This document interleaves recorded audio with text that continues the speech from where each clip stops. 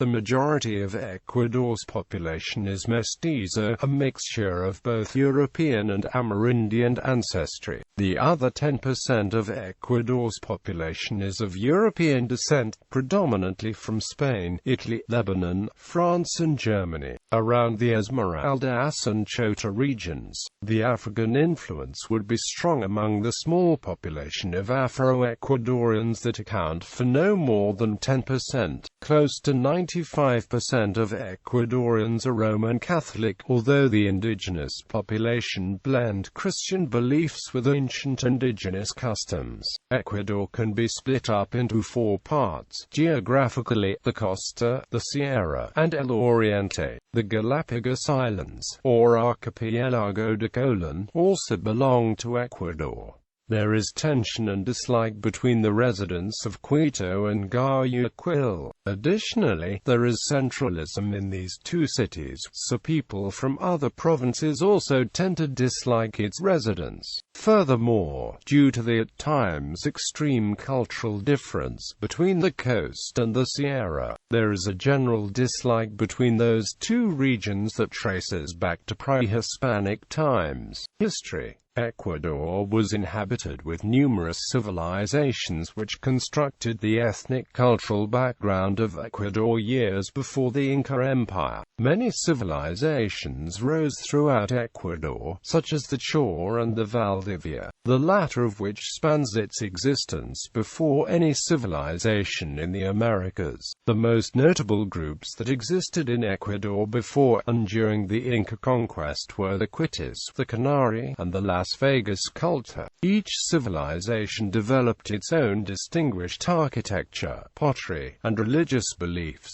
while others developed archaeologically disputed systems of writing. After years of fierce resistance, the Canary succumbed to the Inca expansion and were assimilated loosely under the Inca Empire. The Inca were an advanced society which originated in Peru and established a great empire within 1 century. It dominated Peru and extended as far as Bolivia and central Chile, as well as Ecuador. To communicate with each other, they developed stone-paved highways spanning thousands of miles used by messengers. These messengers passed each other records of the empire's status, which are sometimes thought to have been encoded in a system of knots called quipu. Remarkably, the Canary, Quitis, and Caras were able to hold back Tupac Yupanqui for years, though they proved less successful against his son, Huayna Capac. After conquering Ecuador, Huayna Capac imposed upon the tribes the use of the Quechua language, lingua franca of the Inca and still widely spoken in Ecuador. The Canaras were the strongest and fiercest group in Ecuador to fall, and after the collapse and subsequent assimilation, the conquest of lands north became easier. In celebration of his victory, Tupac Yupanqui ordered a great city to be built, Tomebamba, where is the present Cuenca. There he built a palace called Pumapungo over the ancient Canary town. When he died in 1526,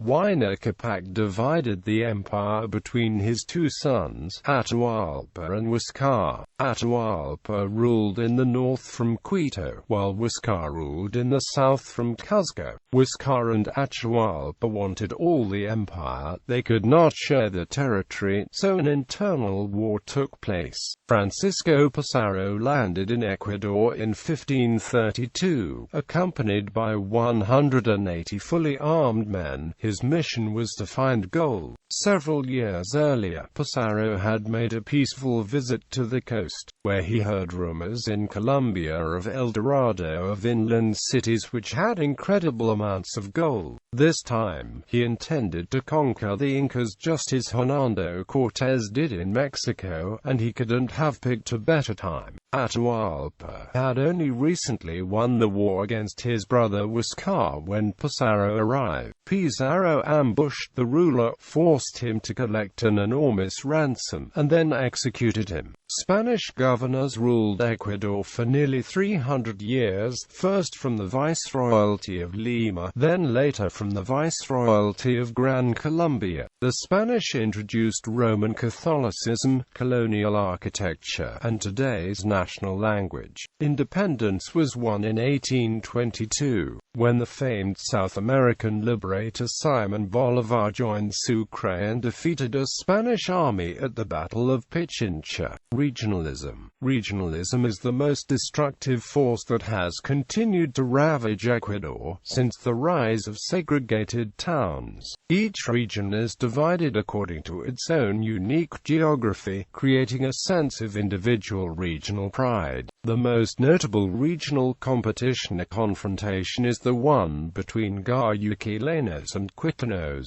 This sense of regionalism has created many barriers between people. Due to regionalism, the economy has suffered severely, because people on either side will hesitate to do anything that might result in the expansion of the other's economy, even if it would mean slowing their own economy. During wartime, regionalism was considerably abated, but there are reports of individuals betraying the country due to the desire to see the other region lose. For example, allegations that someone had given information to enemy troops during Tawantinzuma. Most of the regional fighting occurs among teenagers and college students. Family. Ecuadorians place great importance on the family, both nuclear and extended. Unlike in much of the West, where the elderly are often placed in care facilities, elderly Ecuadorians will often live with one of their children. However, in recent years, the number of facilities to care for the elderly has grown significantly. Godparents are also far more important in Ecuador than in other Western countries, and they are expected to provide both financial and psychological support to the godchildren. Precisely for that reason, Ecuadorians with marital troubles will often ask the godparents for advice. Families are formed in at least one of the following two ways: civil marriage and the free union. The Ecuadorian constitution accords the members of a free union family the same rights and duties as any other legally constituted family. There are many variations in family structure, as well as in the social and cultural structure in Ecuador, depending on the socio-economic position in which people live. Generally, the upper classes adopt more American or European ways of life. This leads to great contrasts within the Ecuadorian people. Marital roles: women are generally responsible for the upbringing and care of children and of husbands in Ecuador, and traditionally, men have taken a completely inactive role in this area. Recently has begun to change, due to the fact that more and more women are joining the workforce, which has resulted in men doing a little housework, and becoming slightly involved in the care of their children. This change has been greatly influenced by Eloy Alfaro's liberal revolution in 1906, in which Ecuadorian women were granted the right to work. Women's suffrage was granted in 1929. Girls tend to be more protected by the parents than boys, due to traditional social structures. At age 15, girls often have traditional parties called Fiesta de Quinceaños. Quinceañera is the term used for the girl, not the party. The party involves festive food and dance. This coming-of-age or debutante party is a tradition found in most Latin American countries, comparable to the American tradition of Sweet 16 parties. Television and cinema. The majority of the movies shown in movie theaters in Ecuador come from the United States. The movies are often in English, and have Spanish subtitles, but are sometimes translated for family movies. The Ecuador Film Company was founded in Guayaquil in 1924. During the early 1920s to early 1930s, Ecuador enjoyed its cinema golden age era. However, the production of motion pictures declined with the coming of sound. Beyond the Gates of Splendor, directed by Jim Hannon, is a documentary about 5 missionaries killed by the Waorani Indians in the 1950s. He recycles the story in the 2006 Hollywood production End of the Spear. Most of this film was shot in Panama. Entre marques y una muy desnuda by Ecuadorian Camilo Luzuriaga provides a window into the life of young Ecuadorian leftists living in a country plagued by the remnants of feudal systems and coups d'état. It is based on a novel by George-Henri Cayadum, Cuisine, an Ecuadorian's Day, at least as far as Esmeraldas is concerned, is centered around lunch rather than dinner as in Western cultures. There is no one food that is especially Ecuadorian, as cuisine varies from region to region of the country. For example, costeños prefer fish, beans, and plantains, while serranos from the mountainous regions prefer meat, rice, and white hominy mode. Some general examples of Ecuadorian cuisine include patacones, clapping achos, seco de chivo, and fanesca, traditionally served on Easter. More regionalized examples include ceviche from the coast, which is different from other ceviches, and is traditionally served unprepared, as well as almidón bread, plantains served with crushed peanuts, a salprieta, and encebollado, the most popular dish on the coast, containing a marinade with large chunks of fish, onions, and various regional spices. The term jerky in beef jerky originally comes from the word charqui in the ancient Inca language of Quechua language. Most Ecuadorians speak Spanish, though many speak Amerindian languages such as Quechua, the Ecuadorian dialect of Quechua. Other Amerindian languages spoken in Ecuador include Awapit, Angay, Chhuachichi, Achhuachihuia, Chapalachi, Zafiki, Pacoca, and Wao Tedadeo. Though most features of Ecuadorian Spanish are those universal to the Spanish-speaking world, there are several idiosyncrasies. Costeños tend to speak more quickly and louder than serranos, and most of them do so in a very informal way. A common term costeños call one another is mijo, a contraction of the phrase mi hijo. Several such terms are derived in consequence of the rapid speech, and they also employ intricate linguistic humor and jokes that are difficult to translate or even understand in the other regions. Furthermore, each province has a different variety of accent with different specific terms. Serranos usually speak softly and very respectfully. They are traditionally seen as more conservative, and use a number of Quechua-derived terms in their everyday speech, which is often puzzling to other regions. A widely known example is the word wawa, which means child in Quechua. The speech is influenced by their Inca and Amerindian roots, and can be seen as a variant of other Andean accents. However, two main accents are noticed in the Andean region, the North and the Austral accent. More variations of the Austral accent are found in southern regions. Whistling, yelling, or yawning to get someone's attention is considered rude, yet is practiced informally. Art. List of master Ecuadorian painters.